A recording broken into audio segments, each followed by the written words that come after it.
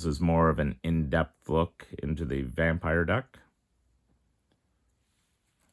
We have Florian Voldaren Scion. So he's got first strike, and at the beginning of our post-combat main phase, we're going to look at the top X cards of our library, where X is the total amount of life your opponent's lost this turn. We're going to exile one of those cards and put the rest on the bottom of our library in a random order. And then we can play the exiled card this turn. So that means when we have him out, we're going to try to make the opponents lose life. And then we're going to play most of our turn on the second main phase.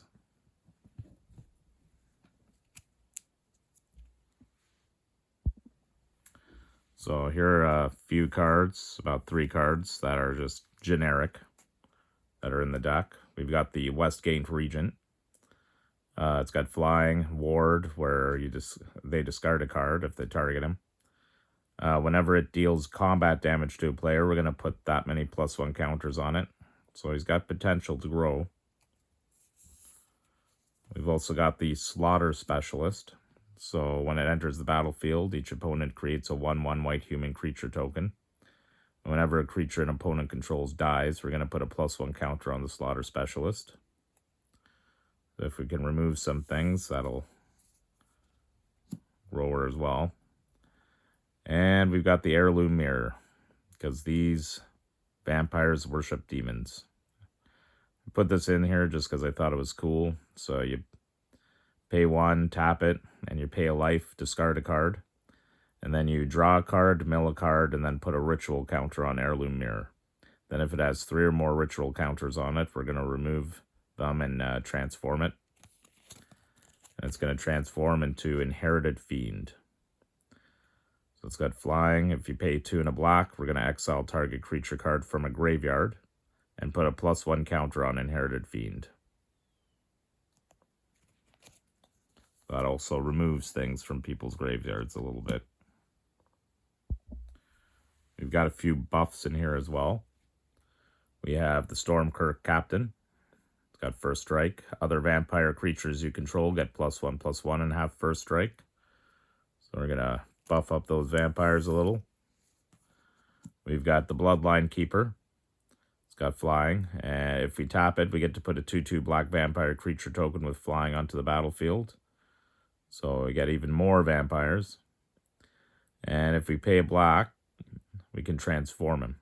And we can only do that if we have 5 or more vampires. But this is a vampire deck, so hopefully we can get that. And we got Lord of Lineage. So Flying still, other vampire creatures you control get +2/+2, so we get to buff them up.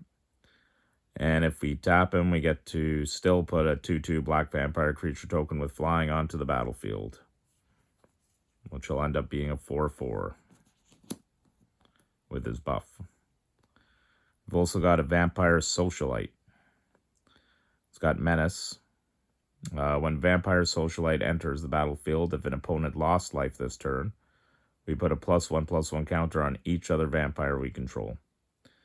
And as long as an opponent lost life this turn, each other vampire you control enters the battlefield with an additional +1 counter on it.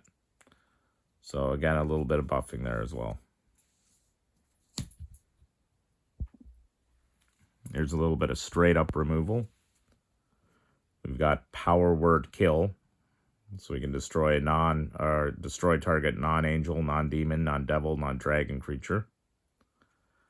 I could help the Slaughter Specialist out a little bit. We've got Poison the Cup. So we can destroy target creature, and if it was foretold, we get to scry 2. So we can foretell this card. And we've got Straight Up Murder. So we can destroy target creature.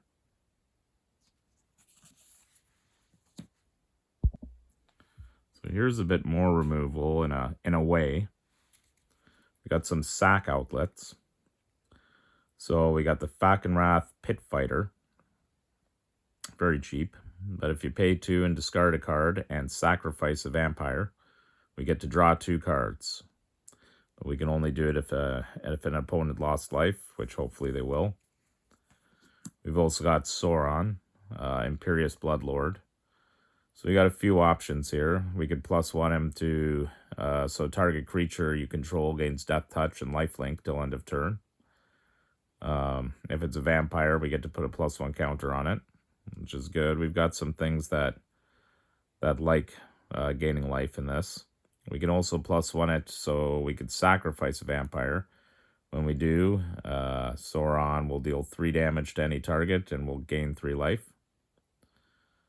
Which is also good because, again, we like things that gain life in this, and we also want to make the opponent lose life. And if we -3 him, we could put a vampire creature card from our hand onto the battlefield. So we can cheat things out.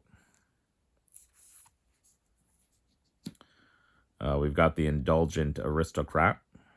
So it's got lifelink. If we pay 2 and sack a creature, we can put a +1/+1 counter on each vampire we control. So there's some buff in there too. Main thing is he is a sack outlet. We've got the Vermin Gorger. So if we tap it and sack another creature, each opponent loses 2 life. We gain 2 life. So again, sack outlet, and we get that lose 2, gain 2. We've got Ange, Maid of Dishonor. Whenever she and/or one or more other vampires enter the battlefield under our control, we're going to create a blood token. Blood tokens are nice because, unfortunately, this only triggers once a turn, but blood tokens are nice. You pay 1, tap it, we could discard a card, sack the artifact, and draw a card.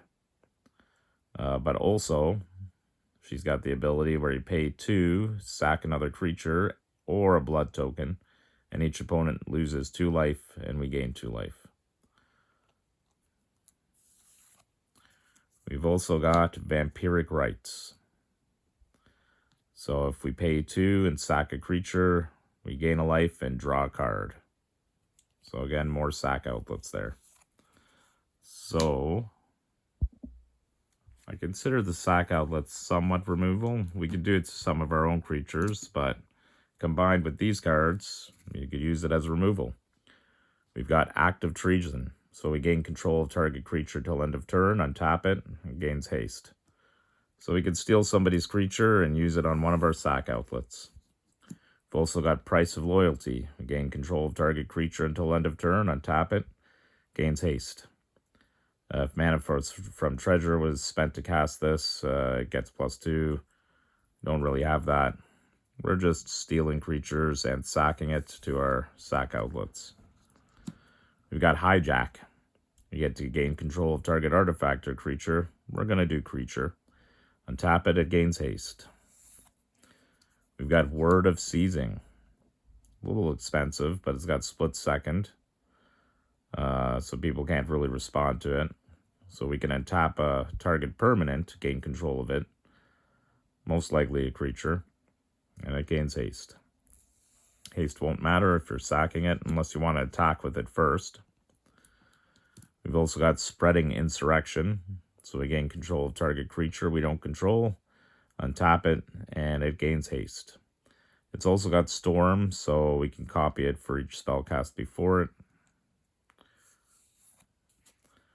We've also got Dominating Vampire. So when it enters the battlefield, we're going to gain control of target creature with a mana value less than or equal to the number of vampires we control. Hopefully that'll be quite a bit. And then we can untap it and gains haste. Just gathering food for our sack outlets. Yum, yum. We've got Captivating Vampire. So a little buff here as well. Other vampire creatures you control get +1/+1.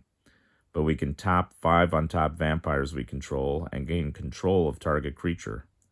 It also becomes a vampire. So any of our sack outlets that care about sacrificing a vampire we control, we can do it with him, stealing him. We've also got Olivia. So she's got flying. If we pay 2, 1 in a red, she deals 1 damage to another target creature, and it becomes a vampire. In addition to its other types, then we get to put a +1 counter on her. So if we pay 3 and 2 black, we gain control of target vampire for as long as we control Olivia. So again, we can steal somebody's thing. It's a vampire, and we can sack it to any of our sack outlets. Or just keep it. So by sacking things, we like things that care about dying. So we've got Vran, Executioner Thane.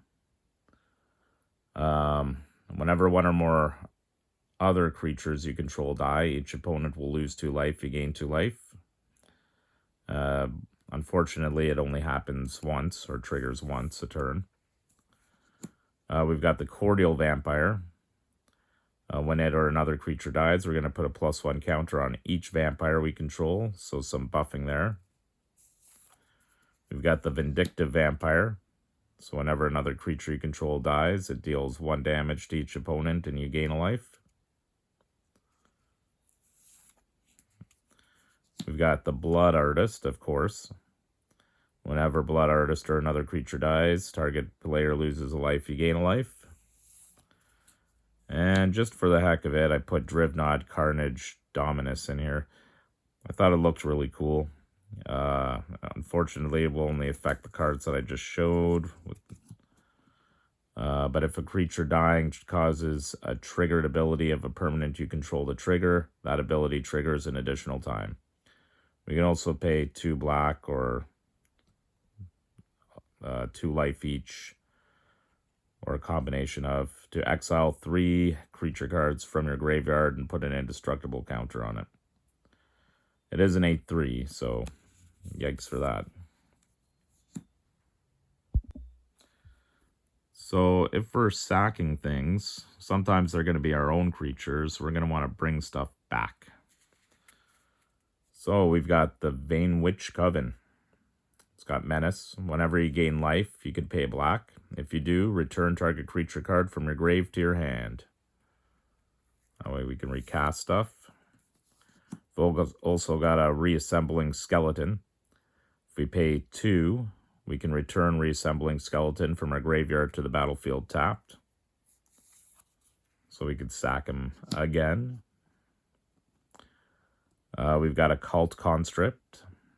It enters the battlefield tapped. If we pay 2, we could return it from our grave to the battlefield. But we could only do it if a non-skeleton creature died under our control that turn. We've got a Silver Smote Ghoul. At the beginning of our end step, if we gain 3 or more life this turn, we can return it from our graveyard to the battlefield tapped. We could also pay 2 to sack it to draw a card. We've also got an Oath-Sworn Vampire. It enters the battlefield tapped, but we could cast it from our grave if we gained life this turn, which hopefully we will with some of our lose a life, gain a life stuff, or lifelink. We've also got the Falkenrath Forebear. It's got flying. It can't block. But whenever it deals combat damage to a player, we get to create a blood token. If we pay black, we could sack 2 blood tokens and return it from our grave to the battlefield. So even if we sent it there as a discard or anything, if we got those blood tokens, we could bring her back. And we got Drana, the Last Blood Chief, with flying. Whenever it attacks, defending player chooses a non-legendary creature card in your grave. You could return that card to the battlefield with a +1 counter on it. And it's a vampire in addition to its other types. Most likely it'll be a vampire anyways, but you know, we got a couple of demons that they probably won't choose, and skeletons. We've got Olivia, the Crimson Bride, flying and haste. When Olivia attacks, we're going to return target creature card from her grave to the battlefield tapped and attacking. It gains, when you don't control a legendary vampire, exile this creature. We've also got Raise the Draugr. So we're going to choose one. We're going to return target creature card from our grave to our hand, or we're going to return 2 target creature cards that share a creature type from our grave to our hand. Probably choosing number 2 with all the vampires in here. got Return from Extinction, basically the same type of thing. We're going to return target card from our grave to our hand, or return 2 target creature cards that share a creature type from our grave to our hand. Again, probably the second one with all the vampires. We've got Dead Rebels. It's got Spectacle, so we can cast it for its Spectacle cost rather than its mana cost if an opponent lost life this turn. We're going to return 2 target creature cards from our grave to our hand. And that's why with Spectacle and everything else, it's so important, and with Florian, to be doing a lot of stuff on your second main, not your first main. We've also got Forever Young, so we could put any number of target creature cards from our grave on top of the library, and we get to draw a card. So we got some more ping damage in here. We've got a Cemetery Gatekeeper with first strike. Whenever it enters the battlefield, we're going to exile a card from a graveyard. So try to exile one based on what you think they're going to be using. An opponent will be using the most. Unfortunately, it'll affect you too. But whenever a player plays a land or casts a spell, if it shares a card type with the exiled card, Cemetery Gatekeeper deals 2 damage to that player. We've also got Mage Hunter's Onslaught, sorcery. We're going to destroy target creature or planeswalker. And then whenever a creature blocks this turn, its controller is going to lose a life. A little removal there and damage. We got the Hostile, so we could tap it for a generic, or we could pay 1, tap it, sacrifice a creature. So there's another sack outlet there for us. We could put a soul counter on it. We could put a soul counter on it. And if there are 3 or more soul counters on it, we're going to remove those counters and transform, then untap it. And it's going to transform into the Creeping Inn. So whenever it attacks, we can exile a creature card from our graveyard. If we do, each opponent's going to lose X life, and we're going to gain X life, where X is the number of creature cards exiled with it. You'd also pay 4 to phase it out. We've got the Creeping Bloodsucker. So at the beginning of our upkeep, it's going to deal 1 damage to each opponent, and we're going to gain life equal to the damage dealt this way. We've got a Vampire Neonat. So we can pay 2 and tap it, and each opponent loses a life, and we gain a life.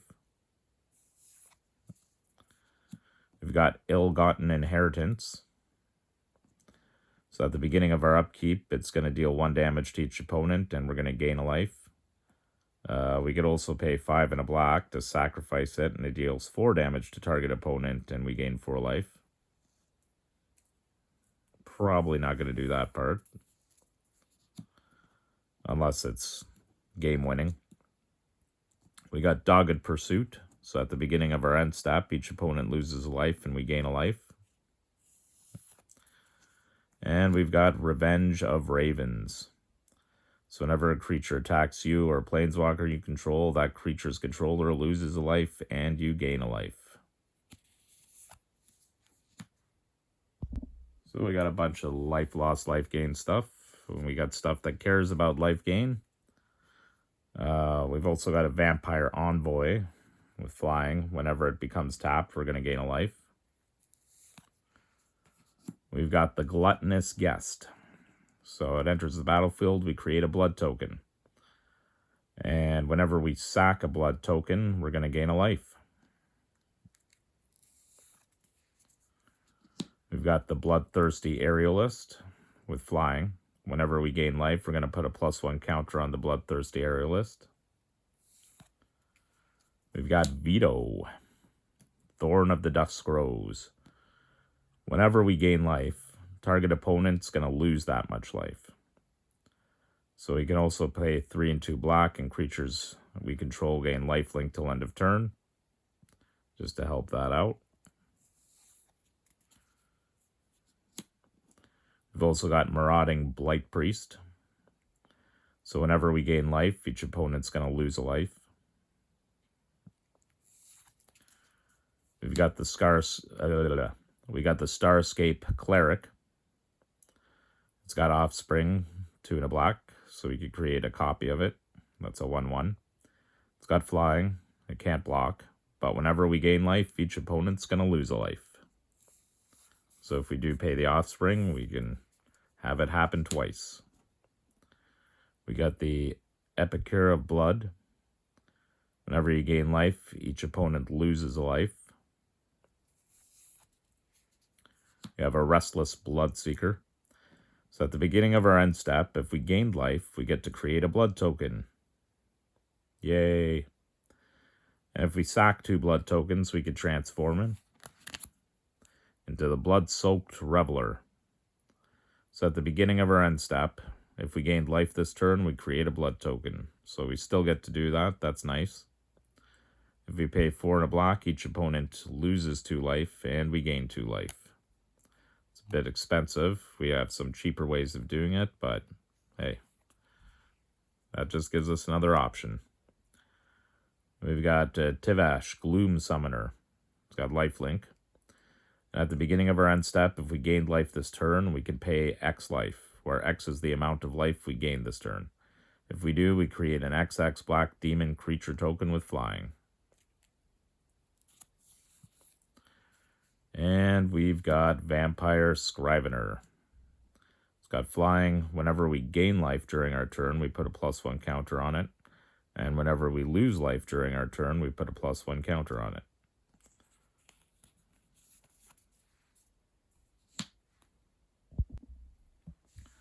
So we have in here a few other ways to make blood tokens. Just a few. We've got a Belligerent Guest. So trample, and when it deals combat damage to a player, we get to create a blood token. We have Olivia's Attendants. A little pricey, but it's got menace, and when it deals damage, we're going to create that many blood tokens. And we could pay 2 and a red, so they deal 1 damage to any target. More damage-inducing things. We've also got Castle Dracula, or Voldaren Estate. We can tap it for generic. We can pay a life and a mana of any color, only spent to cast on a vampire. But for the blood tokens, we could pay 5 and tap it to create a blood token. That's a bit pricey, but the ability costs 1 less to activate for each vampire we control. And since this is a vampire deck, hopefully it'll cost 0. And we could just tap the Castle Dracula for a blood token.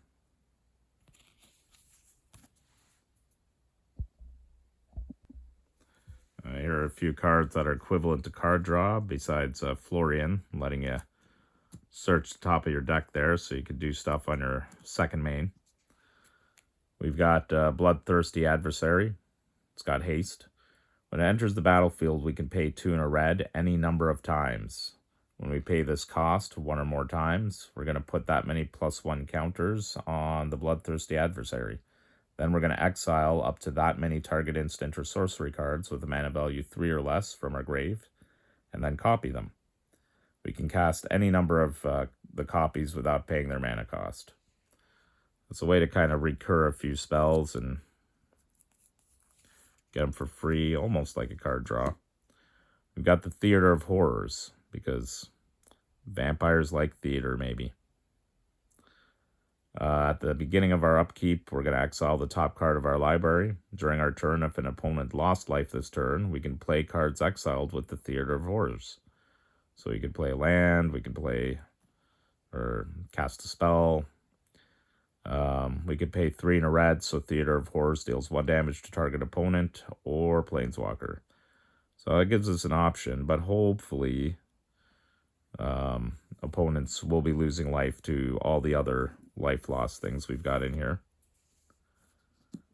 We've got Asmodeus, the Archfiend. So if we would draw a card, we're going to exile the top card of our library face down instead. If we pay 3 black, we're going to draw 7 cards, thereby exiling 7 cards. And if we pay 1 black, we could return all cards exiled with Amadeus to their owner's hand, and we lose that much life. It's a little hurtful, but that's what you get when you play with the demon. Hopefully we got some... Well, we do have life gain stuff to help mitigate that, but don't want to take advantage of it too much, or that demon will take advantage of you. We've also got the Mask of Grizzlebrand. So equipped creature has flying and lifelink. When equipped creature dies, we're going to pay that much life, where X is its power, and if we do, we get to draw X cards. So just another way to go into some card draw if you need it. And you know what? It gives lifelink as well. And we've got Unmarked Grave. So we could search our library for a non-legendary card, put that card into our grave, then shuffle. Most likely going to do it to some card that we can bring back with one of our spells, or maybe a skeleton or something to recur. So hopefully you could take down a lot of opponents using a lot of that life loss, life gain type of stuff, stealing their things, sacking them so they don't even have those things. And you just keep ping damaging them, growing your vampires, going in for the kill. So I hope this helped maybe give some ideas for some deck builds. And I hope you enjoyed it. And thank you.